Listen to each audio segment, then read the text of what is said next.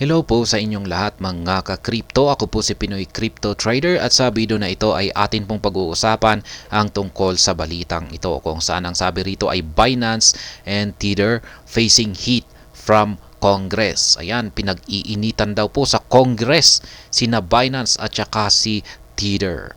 Ayan, bago po tayo magpatuloy ay nais ko po munang bigyang linaw ang aking disclaimer kung saan ang nilalaman po ng video na ito ay hindi po ito isang financial advice. For education and information purposes lamang po ang layunin nito. Maliban po dito ay nais ko na rin pong magbigay babala na wala pong kahit anumang group chat ang Pinoy Crypto Trader. Ayan.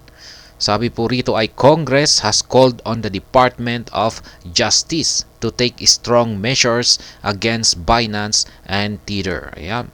Nanawagan na raw po ang Congress sa DOJ or Department of Justice.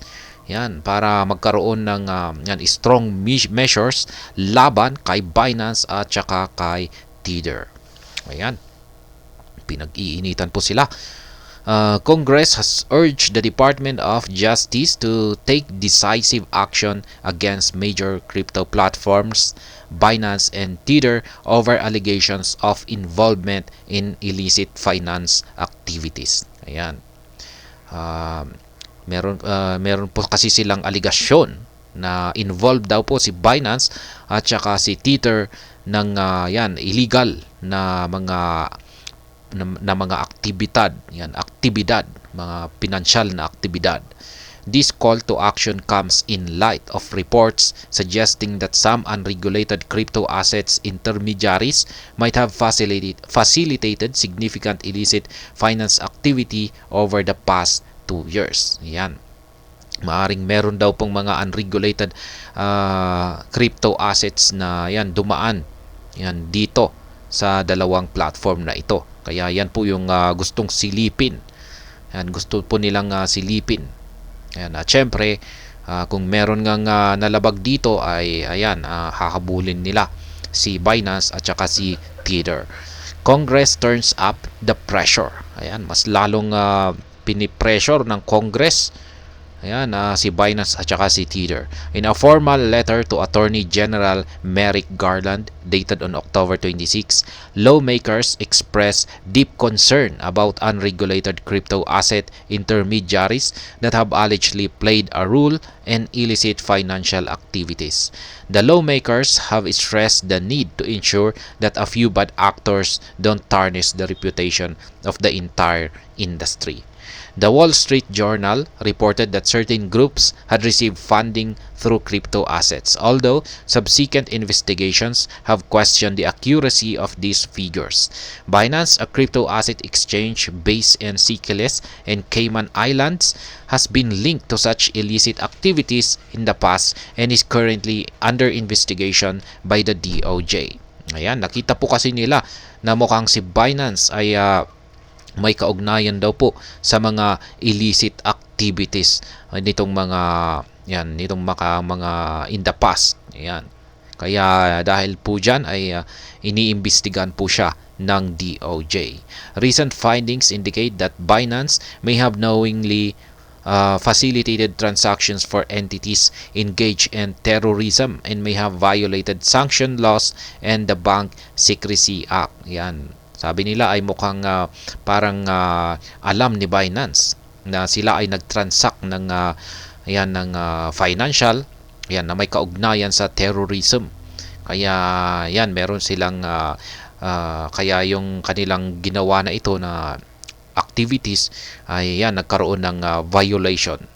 Kaya additionally, Tether, a payment stablecoin issuer, is flagged for concern as it reportedly knowingly violates sanctions laws and the Bank Secrecy Act despite its product being used for illicit purposes. Ayan, ganun din po si Tether.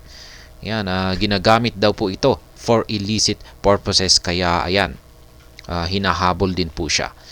Kaya meron daw po siyang violations. Tether responds to allegations. Ayan. Ito naman po yung